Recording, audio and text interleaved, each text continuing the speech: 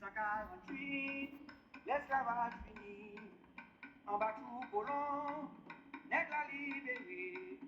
Parité café, parité coton encore. Et en vérité, Le proverbe du jour. L'admet. Pas, gêne, branche. Pou, marée, bateau. Mène, bateau à, ka, voyager. Canne même. Ce proverbe antillais veut dire « La mer n'a pas de branche pour amarrer le bateau, mais le bateau voyage quand même ». La nuit du 6 au 7 mai 1802. Petit canal, Guadeloupe. Dans l'obscurité complète, 200 hommes embarquent en silence sur des barques de pêche. Ils fuient Pointe-à-Pitre, où Richepense vient d'arriver avec ses 3500 soldats et d'ordonner le désarmement des troupes de couleur. Ces hommes ont refusé. Ils ont choisi la mer plutôt que les chênes. La traversée est courte en distance, quelques dizaines de kilomètres séparent Petit Canal de Basse-Terre. Mais la mer des Caraïbes peut être imprévisible, surtout de nuit, surtout avec des barques chargées d'hommes, d'armes et d'angoisse. Parmi ces 200 hommes, un se tient à la proue d'une des barques. Il s'appelle Massoto, il est capitaine. Il est né en Guadeloupe. Il se dit descendant des Caraïbes. Ces premiers habitants de l'île, ce peuple que les colonisateurs ont presque entièrement exterminé en un siècle et dont le sang coule encore dans les veines de quelques Guadeloupéens. Cette nuit-là, Massoto traverse vers Basse-Terre pour rejoindre Delgrès et continuer le combat. Il n'arrivera jamais. Ou peut-être si les archives ne sont pas sûres, c'est ça l'histoire de Massoto. Un homme dont la mort d'elle-même reste mystérieuse, dont le corps n'a jamais été retrouvé, dont les ennemis n'étaient pas certains, 5 mois après sa disparition, qu'il était vraiment mort. Une histoire qui se termine dans les eaux sombres de la mer des Caraïbes, ou peut-être dans un exil inconnu, quelque part entre la liberté et l'oubli. Bienvenue dans Figures de Guadeloupe. Je suis Didier Mondor de Saint-Ouen-sur-Seine. Aujourd'hui, l'histoire du capitaine Massoto, un homme de sang mêlé, descendant des Caraïbes, qui a choisi la mer plutôt que la soumission. Pour comprendre Massoto, il faut comprendre 2 choses essentielles. Ce qu'était un descendant des Caraïbes dans la Guadeloupe de 1802 et ce que signifiait la traversée qu'il a tentée cette nuit-là. Commençons par les Caraïbes. Quand Christophe Colomb arrive aux Antilles, en 492, les îles sont habitées par des peuples amérindiens. Les Arawaks dans les Grandes Antilles, les Kalinagos dans les Petites Antilles. La Guadeloupe est une île Kalinago. Karukera, l'île aux belles eaux, un peuple avec sa langue, sa culture, ses traditions, ses dieux. En moins d'un siècle, ce peuple est presque entièrement exterminé. Par les guerres, par les maladies européennes, par les déportations, par l'esclavage. À la fin du XVIIe siècle, il ne reste presque plus de Kalinagos en Guadeloupe. Leur monde a été détruit. Presque, mais pas tout à fait. Dans les veines de certains descendants d'unions complexes entre Kalinagos, Africains et Européens, le sang caraïbe a survécu. Massoto, dit-on, se revendiquait de cette ascendance. Un homme dont le sang portait la mémoire d'un peuple que les colonisateurs croyaient en avoir effacé. Et il avait la peau très claire, presque blanche selon les documents d'époque.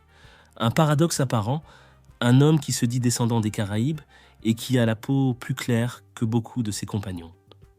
La Guadeloupe de cette époque est une île de mélange, de rencontres forcées, d'histoires familiales qui défient les catégories simples. Massoto aurait pu passer du côté des dominants. Avec sa peau claire, il aurait peut-être pu se fondre parmi les Blancs. Il ne l'a pas fait. Il a choisi le camp de ceux qui résistaient.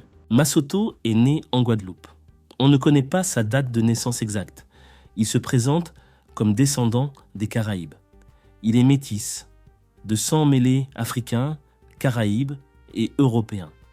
Et il a la peau très claire.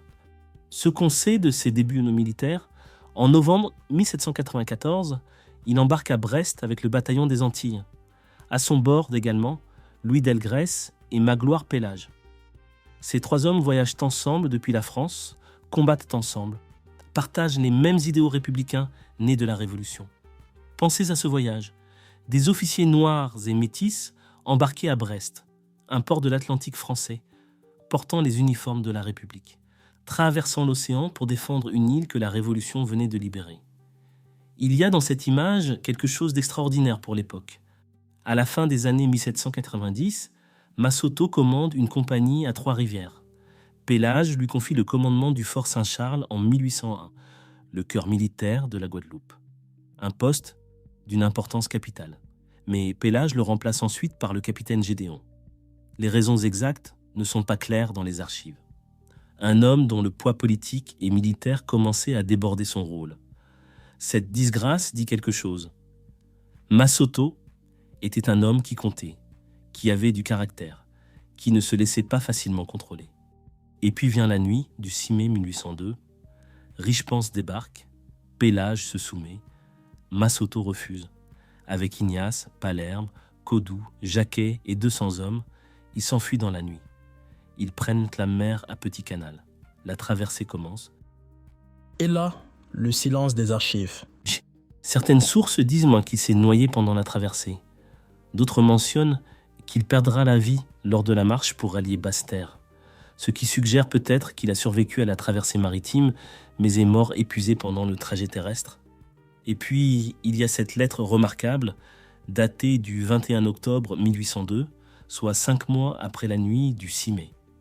Lacrosse écrit au gouverneur de Saint-Thomas, dans les îles Vierges danoises. Il demande l'arrestation de Massoto, pensant qu'il se serait peut-être réfugié là-bas.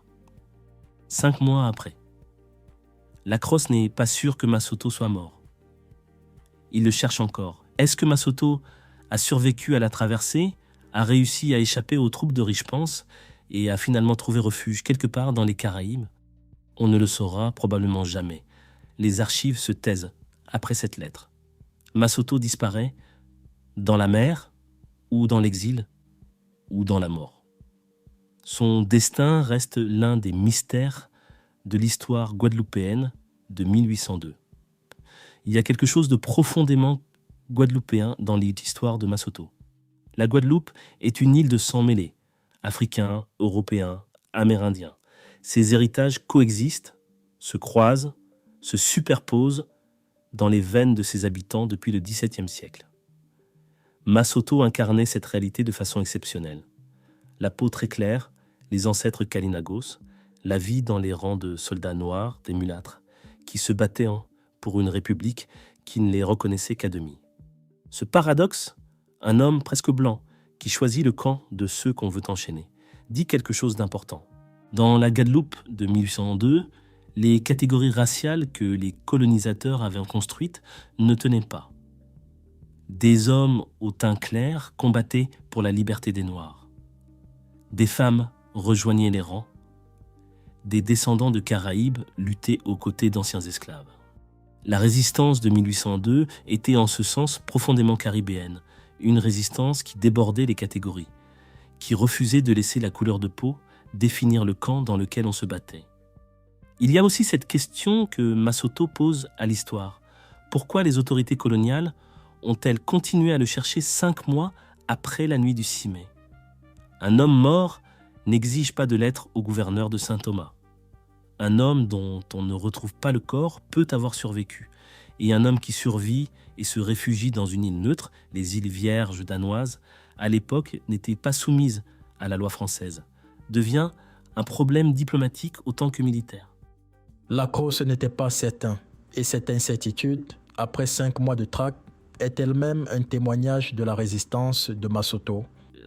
Qu'il soit mort dans la mer, épuisé dans les mornes ou réfugié quelque part dans la Caraïbe, son histoire reste l'une des plus intrigantes de toute la résistance de 1802. Un homme que les archives ont englouti, mais que la mémoire guadeloupéenne n'a pas entièrement perdu. Il faut aussi parler de ce que représente la traversée de la nuit du 6 mai, au-delà de Massoto lui-même. 200 hommes dans des barques de pêche, la nuit. Quelques dizaines de kilomètres de mer des Caraïbes. Des barques pas faites pour transporter des soldats en armes. Des hommes épuisés par des semaines de tension, de refus, de préparation au combat. Et la certitude que s'ils sont repérés par une patrouille navale française, c'est la fin. Ce n'est pas une fuite, c'est un choix de combat. Ces hommes ne partèrent pas se réfugier ailleurs. Ils partaient rejoindre Delgrès à Basse-Terre pour continuer à se battre. La mer, pour eux, n'était pas une échappatoire. C'était un chemin vers la résistance. Et Massotto était à la proue. Capitaine. Descendant des Caraïbes. Un homme dont les ancêtres avaient navigué sur ces mêmes eaux, bien avant les colonisateurs, bien avant les négriers, bien avant les uniformes républicains. Il y a dans cette image quelque chose de circulaire. Un héritier des premiers habitants de la mer des Caraïbes, qui traverse cette mer pour défendre une liberté que ses ancêtres n'ont jamais perdue par choix. La lettre de Lacrosse au gouverneur de Saint-Thomas mérite qu'on y revienne une dernière fois. Saint-Thomas, en 1802, est une île danoise, neutre dans les conflits franco-britanniques, ouverte aux réfugiés de toutes origines. Plusieurs exilés guadeloupéens de 1802 s'y sont retrouvés. Si Massotto y avait rejoint la petite communauté de résistants en fuite, il aurait pu y vivre libre, anonyme, mais libre, ni esclave, ni captif. Lacrosse voulait sa tête. L'incertitude de cette lettre, 5 mois après les faits, est peut-être la plus belle victoire de Massotto. Un homme que l'Empire ne pouvait pas enterrer parce qu'il ne savait pas s'il était mort. Massotto est l'une des figures les moins documentées de la résistance de 1802. Pas de date de naissance, pas de date de mort certaine, pas de lieu de sépulture. Et pourtant, son histoire soulève des questions essentielles. Qui était cet homme qui se revendiquait descendant des Caraïbes? Dans la Guadeloupe de 1802, les Kalinagos avaient presque complètement disparu. Se dire descendant des Caraïbes, c'était revendiquer une identité que les colonisateurs avaient essayé d'effacer. C'était affirmer que quelque chose de ce peuple premier avait survécu, persisté, refusé de mourir. L'histoire de Massotto est aussi l'histoire des Kalinagos de Guadeloupe, de ce peuple effacé qui persiste quand même dans quelques noms, quelques visages, quelques histoires transmises de génération en génération.